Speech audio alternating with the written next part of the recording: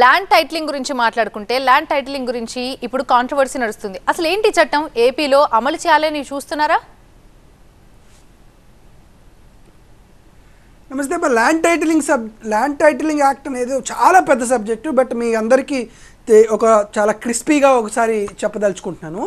1989 నుండి మొట్టమొదటిగా ఒక ల్యాండ్ టైటిలింగ్ యాక్ట్ కావాలని 1989 నుండి ఒక భారతదేశం వ్యాప్తంగా ఒక భూ సంస్కరణ ఉద్యమం నడుస్తూనే ఉందండి.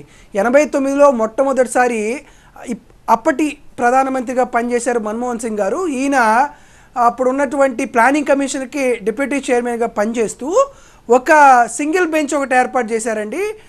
ప్రొఫెసర్ డాక్టర్ డిఏ వాద్వా అనేటువంటి వ్యక్తితో. ఆయన ల్యాండ్ టైటిలింగ్ యాక్ట్ భారతదేశానికి అవసరం అని చెప్పారు. ఆ 89 నుంచి 2004కి ఒక ముసాయిదా చట్టం ఏర్పడింది. అప్పుడు నేషనల్ ల్యాండ్ రికార్డ్స్ అని చెప్పి NRLLP అని చెప్పి ఒక ప్రాజెక్ట్ అనేది పెట్టారు. 2004 తర్వాత 2009 ఒక ముసాయిదా చట్టం, 11 ఒక ముసాయిదా చట్టం, 2014 మళ్ళీ భారతీయ జనతా పార్టీ అధికారంలోకి వచ్చిన తర్వాత మళ్ళీ ఒక ముసాయిదా చట్టం వేశారు.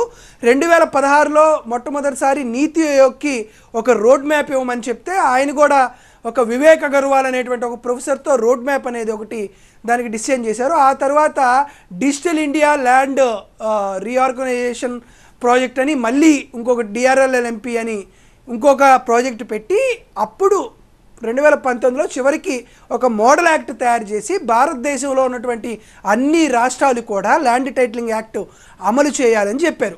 అసలు ల్యాండ్ టైటిలింగ్ యాక్ట్ ఏంటంటే, ఇప్పుడు చాలామంది NRIs ఉన్నారు. NRIs చాలామంది ఇక్కడ భూములు కొంటారు. వాళ్ళు 10 ఏళ్ళ తర్వాతనో 15 ఏళ్ళ తర్వాత వస్తే ఆ భూమి ఎవరికొకరికి కబ్జా అయి ఉంటుంది. మీకో నాకో చాలామందికి భూములు ఉంటాయి. కాకపోతే భారతదేశంలో మనకు ఒక ఎకరా భూమి ఉంటే ఈ ఎకరా భూమి మీది అని చెప్పడానికి తిరుగులేని సాక్ష్యాధారం అంటూ ఏవీ లేదు. ఒక ఎకరం మీది అని చెప్పుకోవడానికి 72 సర్టిఫికెట్లు అవసరం అవుతాయి. ఏ సర్టిఫికెట్ మీ దగ్గర ఉన్నా కూడా ఆ ల్యాండ్ మీదని దానికి కంప్లీట్గా దానికి అధికారం ఉన్నట్టు కాదు. సుప్రీంకోర్టు చాలా సందర్భాల్లో కూడా ఒక రెవెన్యూ డిపార్ట్మెంట్ ల్యాండ్ నీది అని చెప్పడానికి ఏమాత్రం హక్కులు లేవు అని చెప్పారనమాట. సో ఆంధ్రప్రదేశ్ రాష్ట్రంలో 164 చట్టాలు ఉన్నాయి. 164 చట్టాలు ఉన్నాయి, కానీ ఏ చట్టం కూడా నీకు ల్యాండ్ మీద సంపూర్ణ హక్కు ఇవ్వదు. ఏ చట్టం కూడా నీ సరిహద్దును కానీ భూమి మీద ఉన్నటువంటి నీ హక్కును కానీ ఇవ్వదు. అందుకని కొత్తగా ఒక ల్యాండ్ టైటిలింగ్ యాక్ట్ తీసుకొచ్చి ఆంధ్రప్రదేశ్ రాష్ట్రంలో గ్రామీణ స్థాయిలో 11 రికార్డులు ఉంటాయి. అదేవిధంగా మండల స్థాయిలో ఒక 18 రికార్డులు ఉంటాయి. అదేవిధంగా RDO కలెక్టర్ లెవెల్లో ఒక 5-6 రికార్డులు ఉంటాయి. సుమారుగా ఒక 40 నుంచి 48 రికార్డులు ప్రతి భూమికి సంబంధించి ఉంటాయి. ఇది ఎప్పటి నుంచి ఉంది? 1908 నుంచి, అంటే రీసెటిల్మెంట్ సర్వే RSR జరిగిన కాడి నుంచి ఉంది. ఈ రిజిస్టర్లన్నిటినీ తీసేసి కొత్తగా ల్యాండ్ టైటిలింగ్ యాక్ట్ వస్తే 2 రికార్డులు పెడతారు. ఒకటి ల్యాండ్ టైటిల్ రికార్డు, 2 ఎవరికైనా కోర్టుకు సంబంధించినటువంటి ఇబ్బందులు ఏమన్నా ఉంటే ఇంకొక రికార్డు. ఈ ల్యాండ్ టైటిల్ రికార్డు అనేది ఒకటి పెట్టి మన భూమి మీద ఉన్నటువంటి టైటిల్ని మనకి రిజిస్టర్ చేస్తారు. ఈ రోజుకి కూడా 1972 రిజిస్ట్రేషన్ యాక్ట్ ప్రకారం మనం సబ్ రిజిస్ట్రార్ ఆఫీస్కి వెళ్ళి రిజిస్ట్రేషన్ చేసుకుంటుంది టైటిల్ రిజిస్ట్రేషన్ కాదు, దాన్ని డీడ్ రిజిస్ట్రేషన్ అంటారు.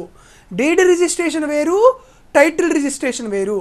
కాబట్టి ఇప్పుడు కొత్తగా ల్యాండ్ టైటిల్ యాక్ట్ తీసుకొచ్చి ప్రతి ఒక్కరికి ఆంధ్రప్రదేశ్ రాష్ట్రంలో ఉన్నటువంటి 1,92,00,000 సబ్ డివిజన్స్ అన్నిటినీ ఇంచు బై ఇంచు కొలిసి ప్రతి పొలానికి ఉన్న బౌండరీస్ని జియో కోఆర్డినేటర్స్తో ఫిట్ చేసి డిఫరెన్షియల్ GPSతో దాన్ని కొలిచి ఏరియల్ క్రాఫ్ట్తో దాన్ని అంచనా వేసి దానికి సంబంధించినటువంటి పూర్తి డేటాని ఒక దాంట్లోకి తీసుకొచ్చి దానికి ల్యాండ్ టైటిలింగ్ యాక్ట్ని ఇచ్చి ప్రతి భూమి కమతానికి ఒక యూనిక్ నెంబర్ని, అంటే ల్యాండ్ పార్సిల్ నెంబర్ LPM నెంబర్ని కేటాయించి మన ప్రతి ఒక్క మనిషికి ఆధార్ కార్డు ఎలా ఉంటుందో ప్రతి భూమి కమతానికి ఒక భూధార్ కార్డు ఒకటి ఏర్పాటు చేసి ఆ భూమికి సంబంధించినటువంటి సమగ్ర చరిత్రని దాంట్లోనే ఫిట్ చేసి మనకు ఒక ల్యాండ్ టైటిలింగ్ ఇస్తారు. ఆ ల్యాండ్ టైటిలింగ్లో నీ భూమికి సంబంధించినటువంటి భూధార్ నెంబరు, భూమి యజమాని యొక్క పేరు, భూమి యజమాని యొక్క ఫోటో,